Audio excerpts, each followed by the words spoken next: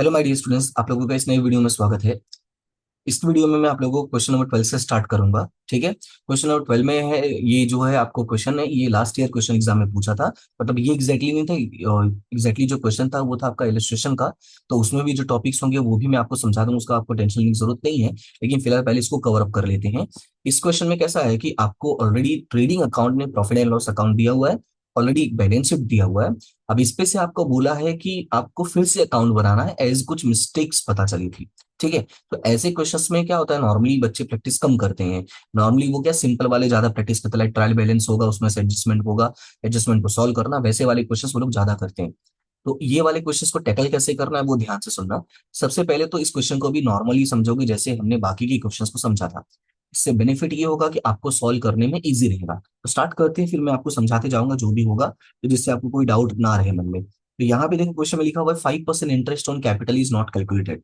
तो 5% interest on capital is not calculated, तो simple सा कैलकुलेशन है कि 5% कैलकुलेट नहीं किया तो आपको कैलकुलेट करना है। तो अब उसके बाद प्रॉब्लम है, कैपिटल ढूंढने की बात करते हैं। तो कैपिटल में यहाँ पे देखोगे तो धारा लिखा हुआ है, धारा लिखा हुआ है और मीरा, यानी धारा और मीरा दो लोग हैं। ठीक है, और इनका जो कैपिटल है वो है 1,60,000 है और 1,20,000 है। ठीक है, ये बाकी का जो कैलकुलेशन को हमें माइंड में नहीं रखना है, अभी से इतना रखना 160 एंड 120। तो चलते हैं, मैं इसका सॉल्यूशन आपको समझा देता हूँ पहले। ओ सॉरी, ये तो कुछ ज्यादा पीछे आ गया।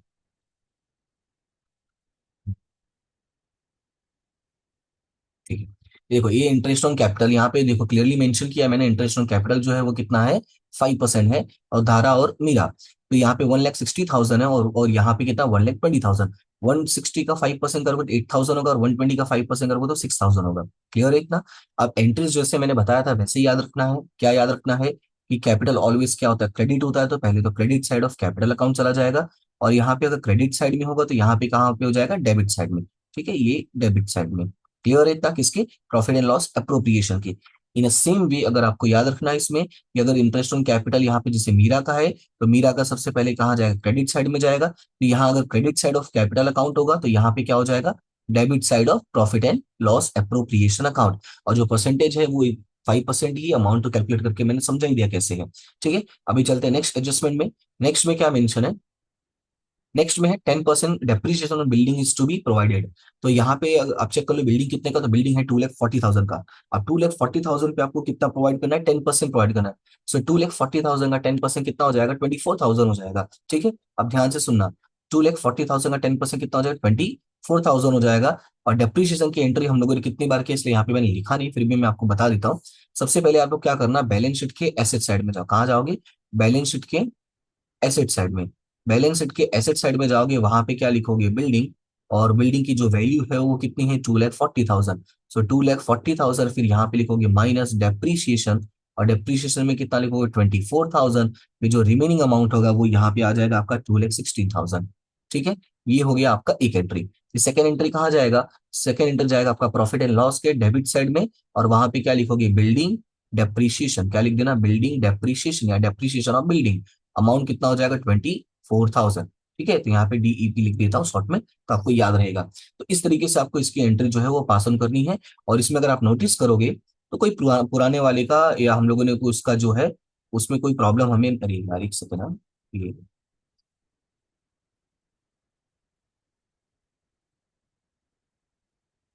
अब ठीक लग रहा है थोड़ा। तो पुराने वाले केस में कोई लेना देना नहीं, बस हमें उसका हेल्प लेना है। फिर चलते हैं नेक्स्ट वाले पे। नेक्स्ट में क्या मेंशन है, प्रीपेड सैलरी इज ऑफ 400। तो प्रीपेड सैलरी कितना है, 400। तो प्रीपेड क्या करते हैं, हम माइनस करते हैं नॉर्मली। तो पहले तो सैलरी में चलो ढूंढो, सैलरी कहाँ दिया हुआ है। तो यहाँ पे अगर आप नोटिस करोगे तो यहाँ पे सैलरी दिया हुआ है, सैलरी है दिया हुआ है 8,000। तो सैलरी आपको दिया हुआ है 8,000, इसमें से क्या बोला, प्रीपेड है। तो प्रीपेड का मतलब क्या होता है कि उसको हमें माइनस करना होता है। तो कितना है प्रीपेड यहाँ पे, तो प्रीपेड आपका था 4,000। ठीक है, तो आपको करना क्या है, 4,000 नहीं है, एक सेकंड, 400 है। हाँ 400 है। तो आपको क्या करना होता है, माइनस करना। तो सबसे पहले प्रीपेड सैलरी है, तो याद रखना सैलरी है ना, तो सैलरी कहाँ लिखते हैं, प्रॉफिट एंड लॉस में लिखते हैं। तो प्रॉफिट एंड लॉस के डेबिट साइड में जाना है, कहाँ पे जाना है आपको, प्रॉफिट एंड लॉस के डेबिट साइड में, वहां पे लिखोगे सैलरी। और सैलरी में से प्रीपेड, प्रीपेड को हम क्या करते हैं, डिडक्ट करते हैं। यहाँ पे लिखा भी डिडक्ट फ्रॉम सैलरी। तो सैलरी 8,000 माइनस 400, तो आपका आ जाएगा 7,600। और इसकी जो सेकंड एंट्री होती है वो कहाँ होती है, बैलेंस शीट की एसेट साइड में होती है। आपको पता है प्रीपेड हमारे लिए क्या होता है, एसेट होता है, उसकी सेकंड एंट्री कहाँ चली जाएगी, बैलेंस शीट के एसेट साइड में। फिर चलते हैं नेक्स्ट टॉपिक पे। तो नेक्स्ट टॉपिक है आपका interest on investment not received ₹800। यहाँ पे interest on investment not received मतलब ये अपने लिए इनकम है। तो पहले तो ढूंढ लो कि इन्वेस्टमेंट का दिया हुआ है कि नहीं कुछ। तो यहाँ पे अगर आप चेक करने आओगे तो यहाँ पे सन्डरी इनकम करके लिखा हुआ है और आपको और कुछ भी लिखा नहीं है। तो सन्डरी इनकम लिखा तो अब इसको हम मान नहीं सकते ना कि भाई इन्वेस्टमेंट वाला ही है, तो उसको साइड में रहने दो, सीधा हम चलते हैं डायरेक्टली। तो डायरेक्टली चलोगे तो वहां पे क्या करना है, तो सबसे पहले लिखना है इंटरेस्ट ऑन इन्वेस्टमेंट। सबसे पहले क्या लिखो, क्रेडिट साइड लिखता है, किसके, credit side of profit and loss account. Profit and loss account में कोई नाम नहीं दिया है, तो कोई नाम नहीं दिया है तो आपको यहाँ पे सिर्फ लिख देना इंटरेस्ट ऑन इन्वेस्टमेंट और इन्वेस्टमेंट इंटरेस्ट, ठीक है। और ये इंटरेस्ट जो हम लोगों ने रिसीव नहीं किया है और रिसीव नहीं किया तो इसकी सेकेंड एंट्री जो होती है वो हो जाएगी बैलेंस शीट के एसेट साइड में। कहा जाएगी, बैलेंस शीट के एसेट साइड में। याद रखना है, मैंने आपको प्रीवियस क्लास में एक्सप्लेन किया था, मैं जो उसके पहले वाला वीडियो बना उसमें मैंने एक्सप्लेन किया था कि जो आउटस्टैंडिंग होता है एक्सपेंस का वो लाइबिलिटी होता है, ठीक है। और जो रिसीवेबल होता है इनकम का वो होता है आपका एसेट होता है। प्रीपेड जो होता है एक्सपेंसेस वाले का वो आपका एसेट होता है, और इनकम वाले का जो एडवांस होता है वो लाइबिलिटी होता है, ठीक है। तो इस तरीके से आपको शॉर्ट में थोड़ा याद रखना है। तो ये आपका चला जाएगा बैलेंस शीट के एसेट साइड में। कहा जाएगा, बैलेंस शीट के एसेट साइड में जाएगा और वहां पे क्या नाम लिखना, रिसीवेबल इंटरेस्ट ऑन इन्वेस्टमेंट। क्या लिखोगे, रिसीवेबल इंटरेस्ट ऑन इन्वेस्टमेंट। यहाँ पे लिखा भी इंटरेस्ट ऑन इन्वेस्टमेंट, दो बार लिख दिया बाय मिस्टेक। तो अमाउंट यहाँ पे कितना हो जाएगा, ₹800। जितना आपको मेंशन है उतना ही कर देना, कोई इसमें एक्स्ट्रा नहीं। फिर चलते हैं नेक्स्ट वाले पे। तो नेक्स्ट एडजस्टमेंट क्या है आपका, नेक्स्ट एडजस्टमेंट है bad debt reserve of ₹1200 is to be maintain. Bad debt reserve कितना आपका 1200 है। तो बेड डेट रिजर्व 1200, तो पहले डिटेल्स ढूंढो। तो डिटेल्स है 16,000 है, उसमें से आपको क्या करना है 1200 माइनस कर देना है। तो यहाँ पे बीडीआर कैसे होगा वो देख लो। सबसे पहले तो आपको पता है डिटेल्स कहाँ पे लिखते हो, तो डिटेल्स लिखते हैं बैलेंस शीट के एसेट साइड में लिखते हैं। कहाँ लिखते हैं, बैलेंस शीट के एसेट साइड में। वहां पे क्या लिखोगे, वहां पे लिखोगे डिटेल्स ₹56,000, उसमें से बीडीआर माइनस करोगे 1200 तो कितना जाए 54,800। अब इसकी जो सेकेंड एंट्री होती है मैंने आपको बताया कि प्रॉफिट एंड लॉस के डेबिट साइड में होगा। इसका पूरा फॉर्मेट होता है कि 2 बार बीडी 2 बार बीडीआर, स्टार्टिंग का 3 प्लस लास्ट वाला माइनस, पहला और आखिरी ओल्ड ओल्ड बीच का दोनों न्यू। ओके, फिर कॉपी पेस्ट कर दो। तो बीडीआर जो है वो न्यू वाला है, तो न्यू वाले में 1200 और बीडी में डैश, बीडी मतलब बेड डेट्स में डैश हो गया है। अब आपको क्या करना है, ट्रायल बैलेंस में जाके कॉपी पेस्ट करना है। तो ट्रायल बैलेंस में आओगे, यहाँ आई मीन ट्रायल बैलेंस मतलब जो आपको क्वेश्चन दिया हुआ है, तो यहाँ पे अगर आप चेक करोगे तो पूरे क्वेश्चन में अगर चेक करोगे तो यहाँ पे सिर्फ एक बेड डेट्स मेंशन है। बेड डेट्स कितना मेंशन है 8000, बाकी कोई भी टॉपिक मेंशन नहीं है। तो जब नहीं है तो नहीं लिखना है। तो बेड डेट्स 8000 और यहाँ पे बेड डेट रिजर्व का कोई नाम नहीं है, तो उसको क्या कर देना, माइनस कर देना। दोनों को प्लस करोगे तो अमाउंट कितना हो जाएगा 9200 हो जाएगा। क्लियर है इतना, तो ये हो गया बेड डेट्स रिजर्व का। फिर चलते हैं नेक्स्ट टॉपिक पे। तो नेक्स्ट टॉपिक आपका क्या है, नेक्स्ट है आपका क्रेडिट परचेस। तो क्रेडिट परचेस में क्या लिखा हुआ है, 1600 इज नॉट रिकॉर्डेड। तो परचेस है, तो परचेस वाला टॉपिक हमने प्रीवियस क्लास में भी किया था कि कैसे करना है, लेकिन फिर भी इसका देख लो क्योंकि सॉल्यूशन तो मैंने किया ही है। तो परचेस है, तो परचेस सबसे पहले, अच्छा यहाँ पे अगर आप नोटिस करोगे तो यहाँ पे आपको परचेस मेंशन नहीं है, ठीक है। यहाँ पे कहीं भी परचेस मेंशन नहीं है, यहाँ पे मेंशन है COGS यानी कॉस्ट ऑफ गुड्स सोल्ड। तो cost of goods sold mention है, तो आपको पता होगा कि कॉस्ट ऑफ गुड्स सोल्ड भी कहाँ लिखते हैं, ट्रेडिंग अकाउंट में ही लिखते हैं, ठीक है। क्योंकि आप ट्रेडिंग अकाउंट छोटा सा बना रहे हो तो आपको क्या करना है, ट्रेडिंग अकाउंट में ही लिखना है। आप ध्यान से सुनो इसको, आप कैसे करोगे, तो ट्रेडिंग अकाउंट में लिखोगे COGS। तो यहाँ पे मैं लिख देता हूँ ट्रेडिंग अकाउंट। ट्रेडिंग अकाउंट के कौन से साइड में, डेबिट साइड में लिखोगे COGS, लिखोगे प्लस अनरिकॉर्डेड परचेज। तो COGS का जो अमाउंट है वो कितना है, तो COGS का जो अमाउंट है वो है 4,64,000। उसमें से आपका ये अनरिकॉर्डेड परचेज कितना है 1600 है, तो इसको पूरा प्लस करके जो अमाउंट आएगा यहाँ पे लिख देना है। अब उसके बाद परचेस है, तो परचेस की जो सेकेंड एंट्री होती है वो कहाँ होती है, बैलेंस शीट के लायबिलिटी साइड में, यानी क्रेडिटर से रिलेटेड है ना। तो यहाँ पे कहाँ लिखोगे, बैलेंस शीट के लाइबिलिटी साइड में। तो बैलेंस शीट के लाइबिलिटी साइड में वहां पे लिखोगे क्रेडिटर्स, जो भी अमाउंट मेंशन है आप यहाँ पे चेक कर लेना। तो क्वेश्चन में अगर आप चेक करते हो तो यहाँ पे आपको क्रेडिटर्स कितना मेंशन है,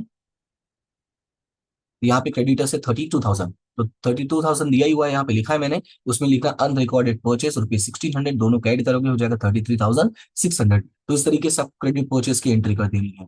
अब इसमें मैंने आपको जो बताया था कि इसमें एक्स्ट्रा क्या है, जो एग्जाम में आया था बच्चे कंफ्यूज हुए थे, वो ये है, ध्यान से सुनना। सबसे पहले इसमें क्या करना, बाकी के एंट्रीज कॉपी पेस्ट करना। तो बाकी के एंट्रीज तो कॉपी पेस्ट हो ही जाएगा, जैसे एक्सपेंस है वो कहाँ लिखते हैं, प्रॉफिट एंड लॉस के डेबिट साइड में लिख देना, ठीक है, शोरूम रेंट है वो भी डेबिट साइड में, पैकेज एक्सपेंस डेबिट साइड में, एडवर्टीजमेंट डेबिट साइड में, सेलिंग डिस्ट्रीब्यूशन डेबिट साइड में, फाइनेंशियल एक्सपेंस डेबिट साइड में, sundry expense profit and loss के डेबिट साइड में।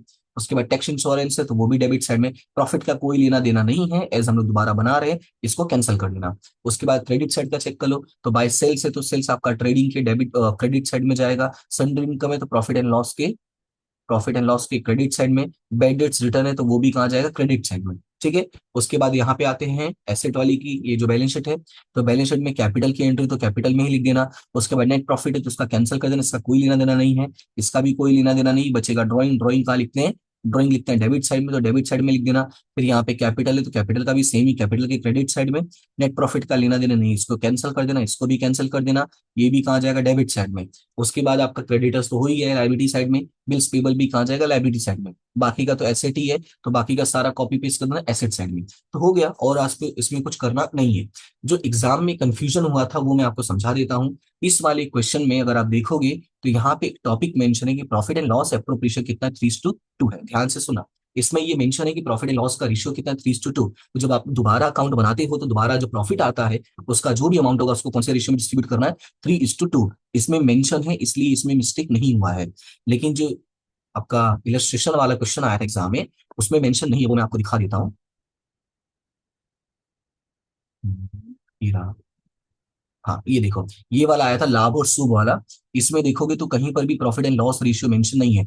Following are the annual accounts of partnership firm of Labh and Shubh. बाकी यहाँ पे notice करो कोई भी मतलब कोई भी रेशियो मेंशन नहीं है पूरे क्वेश्चन में, बाकी सब वैसा ही है। ये डेप्रिसिएशन है, आपका इंटरेस्ट ऑन कैपिटल है, प्रीपेड रेंट है, इंटरेस्ट ऑन इन्वेस्टमेंट है, मेंटेन बेंडेड रिजर्व है, total of sales book is under cast, याद रखना है। अंडर कास्ट है, इसको क्या कर देना है, प्लस कर देना। मैं आपको प्रीवियस क्लास में एक्सप्लेन किया हूँ, ओवर कास्ट होगा तो माइनस करना है, और ओवर कास्ट होगा तो माइनस करना है, और अंडर कास्ट होगा तो सेल्स में प्लस कर देना।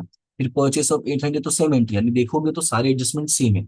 इसमें बस प्रॉब्लम क्या हुआ था वो मैं आपको समझा देता हूँ। यहाँ पे profit and loss ratio mention नहीं है, तो बच्चों ने क्या किया था कि जो आंसर आया था उस आंसर को बोला कि सर ऐसे कि रेशियो मेंशन नहीं है, इसलिए हमने क्या किया है, इक्वल में बांट दिया है। पर इक्वल में डिस्ट्रीब्यूट नहीं करना है, उसका रीजन क्या है वो मैं आपको समझा देता हूँ।